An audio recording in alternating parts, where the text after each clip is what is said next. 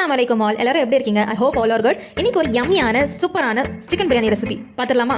So அதுக்கு தேவையான இன்கிரீடியன்ஸ்லாம் எடுத்துக்கலாம். இப்போ ஒரு பேனில் எண்ணெய் சூடு பண்ணிக்கலாம்.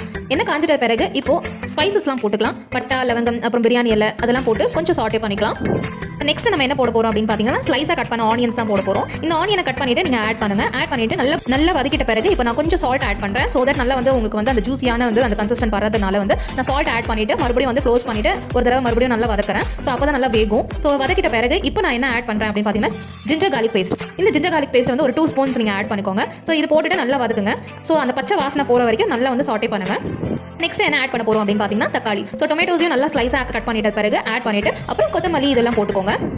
நல்லா ஜூசி கன்சிஸ்டன்ட் வர வரைக்கும் நல்லா வதக்குங்க. நான் புதினா, கொத்தமல்லி அப்புறம் 4 பச்சை மிளகாய் ஆட் பண்ணியிருக்கேன். நல்லா வதக்கின பிறகு 2 டேபிள் ஸ்பூன் அளவுக்கு மிளகாத்தூள் நான் ஆட் பண்ணுறேன். நல்லா ஆட் பண்ணுங்கள். உங்களுக்கு எந்த அளவுக்கு கன்சிஸ்டன்ட் வேணுமோ அந்த அளவுக்கு ஆட் பண்ணிவிட்டு நான் கொஞ்சம் சிக்கன் மசாலா போட்டிருக்கேன். சிக்கன் மசாலா போட்டுட்டு நல்லா வதக்குங்க. இப்போ கொஞ்சம் மறுபடியும் வந்து சால்ட் ஆட் பண்ணிவிட்டு நம்ம நல்லா வந்து சாட்டே பண்ணலாம். இதனால ஜூசி கன்சிஸ்டன்ட்டில் வர வரைக்கும் நல்லா வந்து வதக்கிக்கிட்டே இருங்க. இப்படி வதக்கிற மூலியமாக தான் நமக்கு வந்து அதோட ஃப்ளேவர் வந்து நல்லாவே வரும். ஸோ நல்லா வதக்குங்க. இப்போ நான் வந்து ஒரு டம்ளர் அளவுக்கு ஆட் பண்ணியிருக்கேன். தயிர் ஆட் பண்ணும்போது தான் நமக்கு வந்து அது ஒரு ஜூசி கன்சிஸ்டன்ட் வரும். ஆட் பண்ணிட்ட பிறகு உங்களுக்கு தேவையான சிக்கன் பீசஸை இதில் போடுங்க. ஸோ நல்லா போட்டுட்டு நல்லா போன்லெஸ் சிக்கன் அண்ட் போன் எல்லாம் வந்து நல்லா மிக்ஸ் ஆகணும். ஃபுல்லாக மிக்ஸ் ஆனதுக்கப்புறம் நல்லா வந்து சாட்டே பண்ணிட்டே இருங்க. நல்லா வதக்கிட்ட பிறகு இப்போ நான் வந்து தண்ணி ஆட் பண்ண போகிறேன். ஸோ தண்ணி நல்லாவே ஆட் பண்ணுங்க. உங்களுக்கு எந்த அளவுக்கு கன்சிஸ்டன்ட் வேணுமோ அந்த அளவுக்கு தண்ணி ஆட் பண்ணிட்டு இவ்வளோ தண்ணி தேவைப்படுதோ அந்த அளவுக்கு தண்ணி ஆட் பண்ணிட்டு நல்லா மிக்ஸ் பண்ணுங்க. இப்போ நான் லாஸ்ட்டாக வந்து உங்களுக்கு வந்து ஒரு விஷயம் ஆட் பண்ணுறதுக்கு மறந்துட்டேன். கரம் மசாலா ஆட் பண்ணாதான் உங்களுக்கு ஃப்ளேவர் கிடைக்கும். ஸோ உங்களுக்கு எவ்வளோ வேணுமோ ஒரு 1 டேபிள் ஸ்பூன் நான் ஆட் பண்ணியிருக்கேன். அது போட்டுட்டு நல்லா மிக்ஸ் பண்ணி விட்டுருங்க. ஸோ இப்போ நான் வந்து லாஸ்ட்டாக தான் நான் லெமன் ஜூஸ் போடுறேன். ஸோ லைம் ஜூஸை நல்லா வந்து பிழிஞ்சு விடுங்க. ஸோ இந்த டெக்னிக் நீங்கள் ஃபாலோ பண்ணிங்க அப்படின்னா அதோட சீட்ஸ்லாம் கீழே விடாது. ஸோ உங்களுக்கு வந்து லைம் ஜூஸும் வந்து வேஸ்ட் ஆகாது. ஸோ இந்த மாதிரி நீங்கள் டெக்னிக் வந்து ஃபாலோ பண்ணுங்கள். இந்த மாதிரி நீங்கள் பண்ணுற மூலியமாக டெஃபினட்டாக உங்களுக்கு வந்து நிறைய பொருள் வேஸ்ட் ஆகாமலும் இருக்கும். ஃபஸ்ட்டு வந்து ஒரு பாத்திரத்தில் தண்ணி வந்து பாயில் பண்ணுறதுக்காக விட்டுருக்கேன். ஃபஸ்ட்டு எப்பவுமே பாயில் பண்ணிவிட்டு அதில் வந்து நீங்கள் வந்து ரைஸை போட்டிங்க அப்படின்னா நல்லா உங்களுக்கு வந்து எந்த மாதிரி கன்சிஸ்டன்ட் வரணுமோ அந்த அளவுக்கு உங்களுக்கு கன்சிஸ்டன்ட் 80% வந்து வேகணும் ரைஸ். ஸோ 80% வேகினதுக்கு பிறகு இந்த பிரியாணி மசாலாவில் இந்த ரைஸை வந்து ஆட் பண்ணுங்கள். நல்லா ஒரு கிளறுங்க. அப்போ தான் நம்மளுக்கு ஃபுல் அண்ட் ஃபுல் அந்த ரைஸில் ஃபுல்லாக வந்து டிப் ஆகணும்.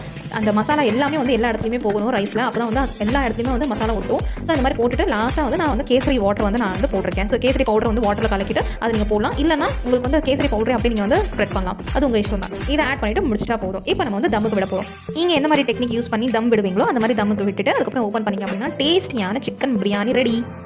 அஃப்கோர்ஸ் எல்லாருக்குமே வந்து ஃபேவரட் டிஷ் பார்த்தீங்கன்னா சிக்கன் பிரியாணி தான் நிறைய பேர் சொல்லுவாங்க. ஸோ இப்போ சிக்கன் பிரியாணி நல்லா ஹாட்டாக நம்ம சர்வ் பண்ணும்போது எல்லாருக்குமே ரொம்ப பிடிக்கும். ஸோ டெஃபினட்டாக நீங்கள் இதை ட்ரை பண்ணுங்கள். டெஃபினட்டாக உங்களுக்கும் பிடிக்கும். ஸோ நான் வந்து எதுலலாம் வந்து ட்ரை பண்ணுவேன் அப்படின்னு பார்த்தா பிரியாணி வந்து சிக்கன் பக்கோடாவோட அல்டிமேட் காம்பினேஷனாக இருக்கும். நான் ரைத்தா, சிக்கன் 65 அண்ட் இப்போ லாஸ்ட்டாக நம்மளோட யம்மியான சிக்கன் பிரியாணி வந்து சர்வ் பண்ண போகிறோம். ஸோ சர்வ் பண்ணிவிட்டு இப்போ நல்லா வந்து உங்களுக்கு எவ்வளோ வேணுமோ அந்த மாதிரி நீங்கள் போட்டு சாப்பிடுங்க. பயங்கரமாக இருக்கும். ட்ரை பண்ணி பார்த்துட்டு கமெண்ட் செக்ஷனில் கமெண்ட் பண்ணுங்கள். இந்த வீடியோ பிடிச்சிருந்தா லைக், ஃபாலோ அண்ட் சப்ஸ்கிரைப் பண்ண மறந்துடாதீங்க. பாய்.